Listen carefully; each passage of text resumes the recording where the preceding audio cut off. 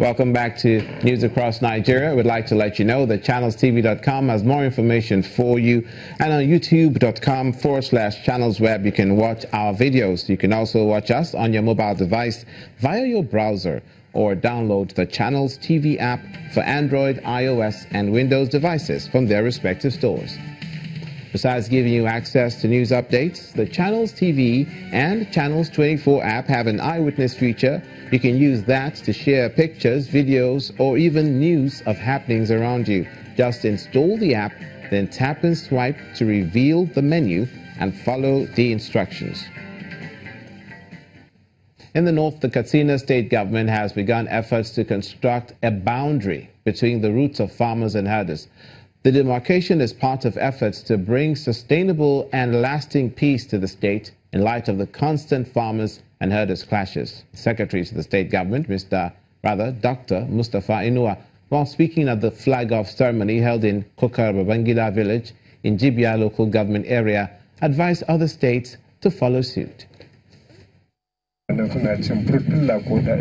Clashes between farmers and herders in the northern region of the country is one that has gone on for much longer than many had expected. The Katsina state government is taking steps to foster peace by creating a 905-kilometer boundary line covering 11 local government areas of the state.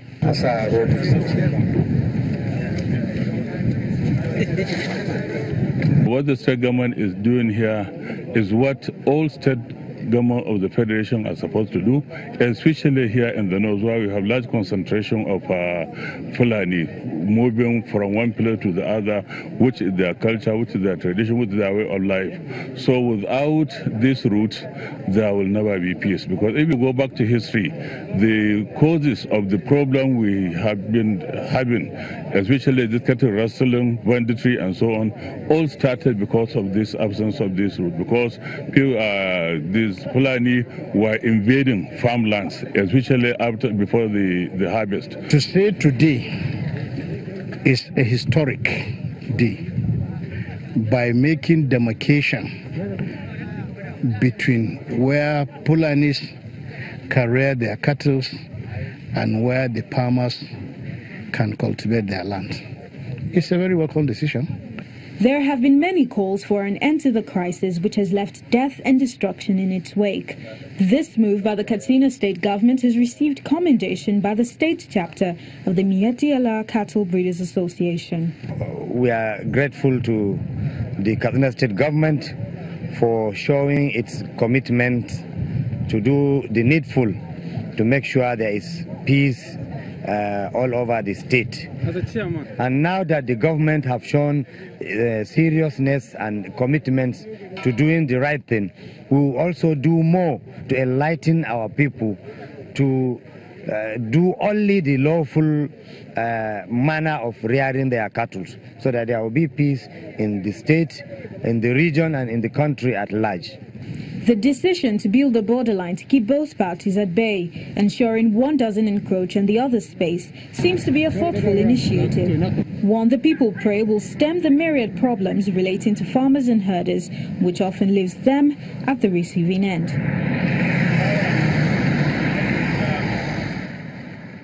To the southwestern region now, Lagos. Normalcy has returned to the scene of last night's truck accident along Uju-Elegba Bridge, where 3 people were killed and 2 others seriously injured.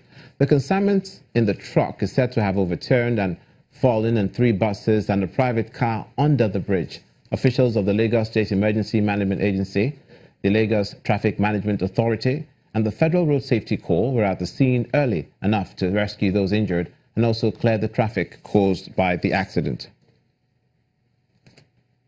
And joining us now on News Across Nigeria today is Sector Commander, Federal Road Safety Corps, Lagos, Hyginus Omeje. Thank you for being with us today. Thank you very much. The first thing that strikes one is how preventable that accident could have been.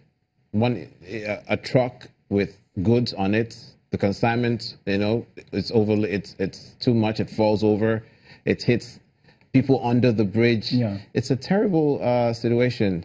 It's very. What is the Road Safety Corps doing about these sorts of trucks that have become a nuisance?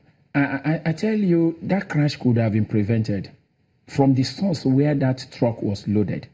And that's why we continue to emphasize that the issue of safety on our roads is a collective responsibility. I don't want us to keep on looking at, you say, FRSC, what are you doing about this? It should be, what are we doing to curb this incessant loss of lives and properties on our roads? What can we do? For example, yes, that truck left Port Authority. Somebody saw that, supervised that truck load, during the loading process. That truck passed through the gate and came out to be on the road.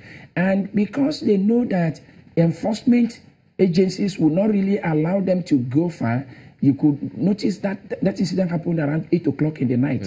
When they know that FRSC, LASMA, people would have already, retired, haven't worked from morning till evening. We're just on standby, waiting for any emergency that you can respond to, because definitely there is no, we can all be on the road 24 hours. Do you have the manpower shortage problem? It's not issue of manpower. It's just that we need to do the right thing. Okay.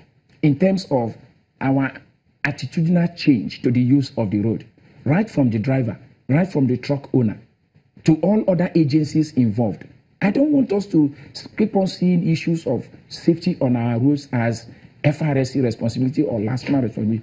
You, my colleague, you also have a role to play. If you were the one that were at the gate where that truck, you would have noticed it. Somebody loaded that truck, for crying out loud. Then FRSC on its own part, I want you to know that because of this kind of thing, the commercial reached out to the MD of NPA. Okay. And we entered into a memorandum of understanding. After this is... No.